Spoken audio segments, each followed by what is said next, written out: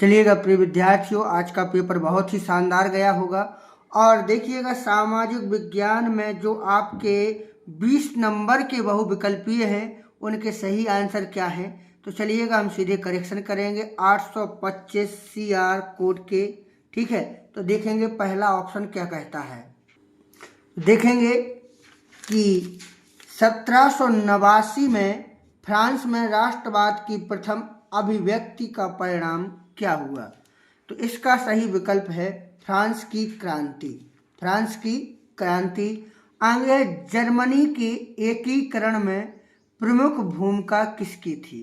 तो अधिकांशतः बच्चे क्या करते हैं, हिटलर में टिक लगा देते हैं, क्योंकि जर्मनी और हिटलर का अधिकांशतः बच्चों के माइंड में चलता रहता है कि हिटलर, जर्मनी, जबकि इसका सही आंसर जो है वो है बिस्मार्क। क्या है, बिस्मार्क, यानी बी नंबर इसका बिल्कुल सही है। ऐसी हम बात करेंगे आगे, आनंद मठ उपन्यास के लेखक कौन थे।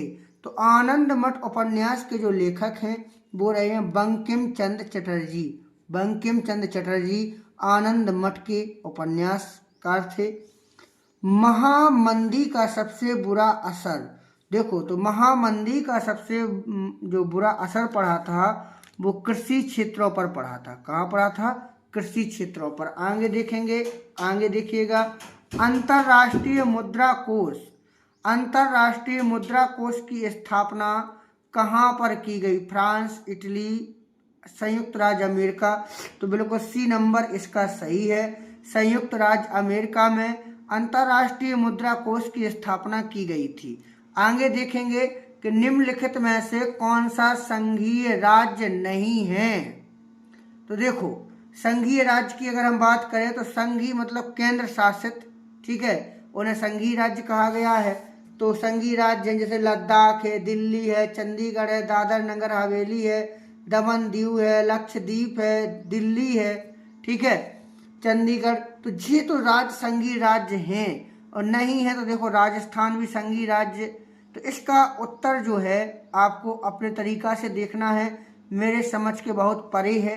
ठीक है, आप अपने तरीका से इसका आंसर देखेंगे कि इसका उत्तर क्या होना चाहिए। ठीक है, लोकतंत्र का प्रमुख गुण निम्नलिखित में से कौन सा है।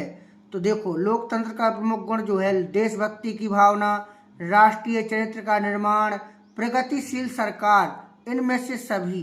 तो बिल्कुल इनमें से सभी सब कुछ होना चाहिए लोकतंत्र के लिए। आगे बढ़ेंगे, आगे देखेंगे, भारतीय संविधान कब लागू किया गया था। तो ये तो आप लोगों को पता होगा, 26 जनवरी को। क्लियर है। आगे, भारतीय संविधान में भाषाओं को किस अनुसूची में रखा गया। तो जो भाषाएं हैं उनको 8वीं अनुसूची में रखा गया। आगे देखेंगे, निम्नलिखित में से कौन सा विषय राज्य सूची से संबंधित है। तो राज्य सूची से आता है पुलिस। क्या आता है, पुलिस जो है राज्य सूची से संबंधित विषय है। तो 10 नंबर तक तो आप लोगों ने क्लियर कर लिया होगा। इसमें डाउट का जो क्वेश्चन है वो 6वें नंबर का है। आगे हम देखेंगे।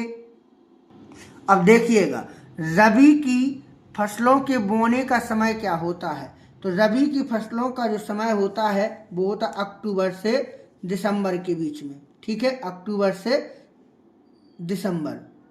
ठीक है, आगे है, निम्नलिखित में से कौन सा ऊर्जा खनिज नहीं है। तो ऊर्जा खनिज जो है आपका लौह अयस्क नहीं है। ठीक है, आगे, कृषि का आर्थिक क्षेत्रक।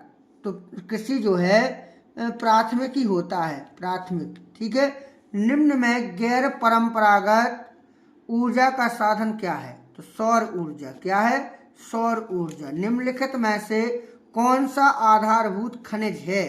तो निम्नलिखित में से कौन सा आधारभूत खनिज है।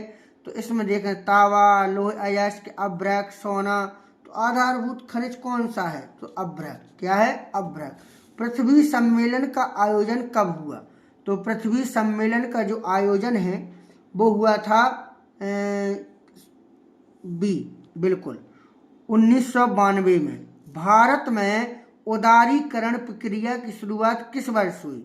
तो भारत में उदारीकरण प्रक्रिया की शुरुआत जो है 1991 में हुई थी। आगे निम्नलिखित में से कौन सा जैव संसाधन है? जैव संसाधन मतलब जिसमें जीव जंतु वगैरह हो, तो लोहा तो हो नहीं सकता है, और तावा भी नहीं होगा, चट्टाने भी नहीं हो, तो मत्स्य पालन मतलब मछली वगैरह पालना जो होगा। निम्नलिखित में किस वर्ष में बांग्लादेश ग्रामीण बैंक की शुरुआत हुई? वैसे 1883 भी है, 1983 भी है, बट इसका सही आंसर 1970, इसमें अगर देखा जाए तो 1970 से शुरुआत धीरे धीरे हो गई थी। किसी देश का जो विकास किस पर आधारित होता है? तो प्रति व्यक्ति आय पर। किस पर आधारित होता है? प्रति व्यक्ति आय पर। तो देखिएगा जितने भी आप लोगों के विकल्प रहे हैं, ठीक है, तो कोई गलती हो भी सकती है मेरे बताने में भी, क्योंकि सभी आंसर मैंने गूगल से निकाले हैं, ठीक है, क्योंकि मैं सामाजिक का टीचर तो हूँ नहीं हूँ, बट आप तक उत्तर मैंने प्रोवाइड करा दिए हैं, ठीक है। अगर कोई गलती भी रहती है तो दिमाग पर बिल्कुल नहीं लीजिए, आप उसको करेक्शन करिए, ढूंढिए, देखिए कि कौन सा सही है और कौन सा सही नहीं है। बाकी क्वेश्चन है उनको भी हम देख रहे हैं। अब देखेंगे जैसे सत्याग्रह का क्या अभिप्राय है? सत्याग्रह के संबंध में महात्मा गांधी के क्या विचार थे? 6 नंबर में है, या भारत में राष्ट्रवाद के उदय के प्रमुख कारणों की व्याख्या कीजिए। आगे दिया गया है, अगला क्वेश्चन है कि भारत की संघीय शासन व्यवस्था की विशेषताओं का वर्णन कीजिए।